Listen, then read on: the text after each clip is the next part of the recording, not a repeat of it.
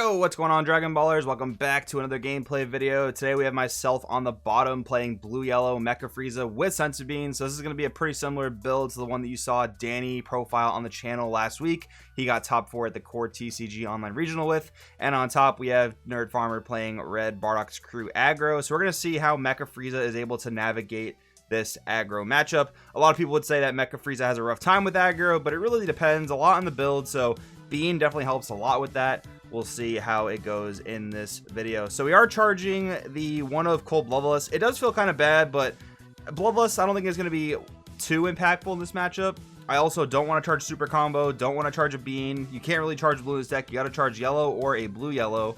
And I would have possibly charged that Bojack in my hand if I had went first. But since he went first and now is on 2 energy to my 1, I did want to keep a yellow open for defensive purposes. Would have been a little better if I had like a power of a Super Saiyan or something, but I think I still could have gotten away with charging a tapped Bojack here, but we'll see how things unfold. I do get the second Bojack off the life, and it looks like he doesn't play anything off the leader, so he may not have a great setup of a hand. So that is definitely looking okay for us, especially considering we went second. That dice roll can be pretty important.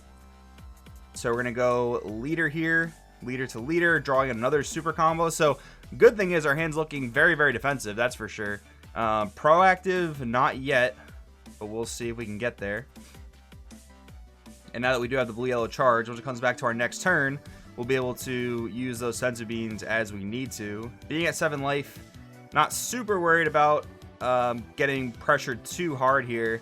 Especially because Nerd Farmer seems to be playing in such a way that he wants to, hold back his curve. He doesn't want to give me full access to Universe 9 Assemble, which is a very reasonable playstyle. But it does mean that I am going to receive a lot less pressure, which is definitely nice. So he is going to play the 1-drop Bardock Pride of a Low-Class Warrior off of the leader swing. I definitely want to avoid letting that do damage to me if I can help it. I do wish that Mecha Frieza Robotic Riposte was online, but I don't have any extra cards in the drop area, and I only have 1 in my energy, so that's not really going to work out, unfortunately. We don't really have anything of value to combo here. Like, I could combo the Bojack, but that seems super not worth, if I'm being honest, because I'd rather, hope to get that Bojack into play rather than comboing it here. But unfortunately, I do not have a combo card to arrive the Bojack. I do play 4 hit rapid movement, don't have that yet, and his board is getting progressively bigger, although that Fasha is unable to attack because of Pride of a Low-Class Warrior's effect, so that's important to know. And this looks like where he wants to turn the he wants to put the pedal to the metal here, go full gas, doesn't really care about the Unite Assemble interaction anymore. Wants to just start establishing his board presence, get into his Bardock boss monster, which he is doing right now. So he's going to go Tora, 15k swing, should be at my leader. Well, that's the only thing I have to attack, so yeah, it'll be at my leader. He's going to combo here, which is definitely a fine play, because I believe the 5-drop Bardock lets him play that from the drop area. So we'll take another Bean to our hand, and again, feeling okay. If I have to awaken here, I have multiple Senzu Beans to play defense with, so I am feeling okay here. 20k swing. Looks like we are going to awaken on the defense. Draw 1 for awaken.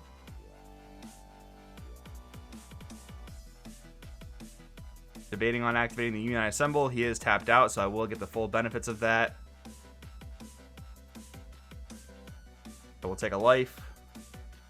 We'll draw 2. Excellent thing is our leader will be tapping that chain attack Bardock once this all resolves, meaning we can play the Basil safely, not have to worry about the Bardock removing it. So yeah, that Bardock's getting tapped off of my leader skill. I'm going to use Power of a Super Saiyan and tap his Unison. We still have not comboed out of the attack yet, but I'm just looking for a way to possibly arrive this Bojack. Gonna go ahead and activate another Power of a Super Saiyan, so it'll bring me down to 2 life, but it's gonna make my hand ridiculously massive. We'll play a Sorrel and Hop off of that. This right here hurts, though. He does have the Yamcha counterplay, so that is definitely a pain.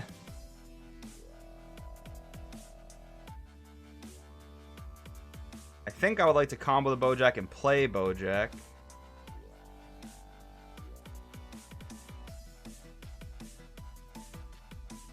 His aggression should be done for the turn, although he does have the Yamcha in play to attack now, so maybe I'll wait for that. Still trying to get out of a 20k swing here, so a super combo would do it, and the Bojack would also do it. But I don't have an Aegis pitch target, actually, so that does hurt a little bit. Not that I guess I really shouldn't be complaining having an 18 card hand to a 5 card hand, so we're going to combo Bojack. We're going to arrive Bojack. We don't have an Aegis play, but I think I'm only having to deal with 1 extra attack this turn, which I'll just, you know, combo a 5k, so that should be fine in theory. Yeah, so here I'll just combo 1 copy of Absolute Annihilation Goku.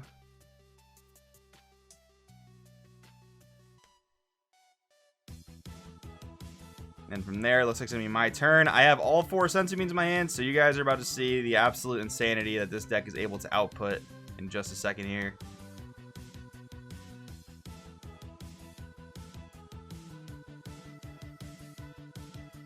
Gonna go ahead and charge a copy of SS4 Goku. Use our final Unite Assemble.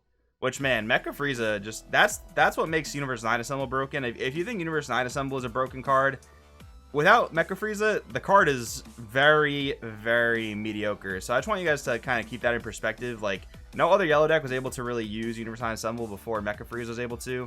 It's definitely a case of Mecha making the card broken, and that just leads to a whole other discussion of, does Mecha Frieza need to be handled in some capacity?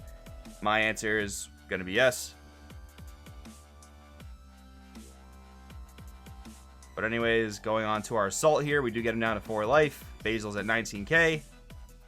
Swinging to his leader.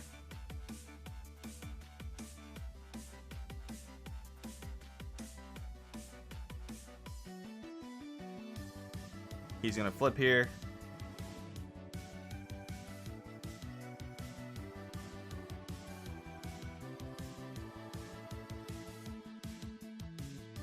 Going with the second Basil attack to his life, he took the first damage off the Basil.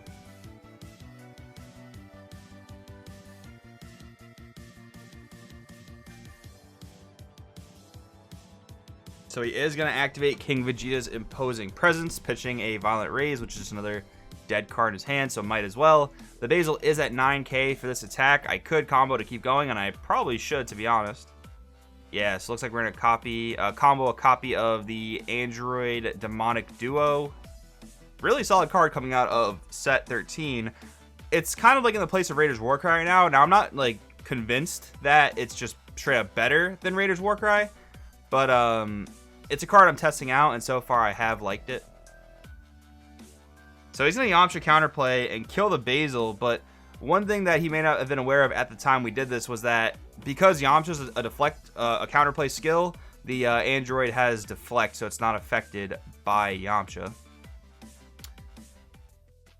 Definitely a pretty minor keyword to gloss over there, especially when you consider Raiders does not have deflect, so you might not think that the Androids have deflect, but they do. So Bojack's getting minus 5k from the effect of King Vegeta's Imposing Presence.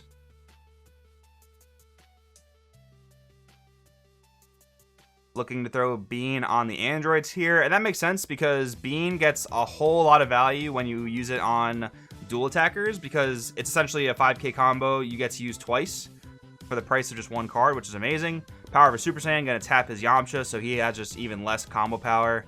Very, very fair, fun card. So here for the 15k Bojack, we're gonna go ahead with a super combo, it looks like. And man, having 3 Vegeta's Final Flash is a little absurd. That is just raw combo power with all this energy we have up.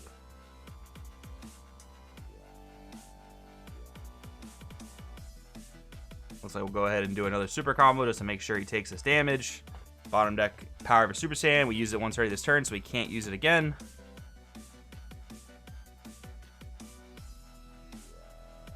He's going to go ahead and take that one, go to 2. So we are at a 29k attacker here with the androids.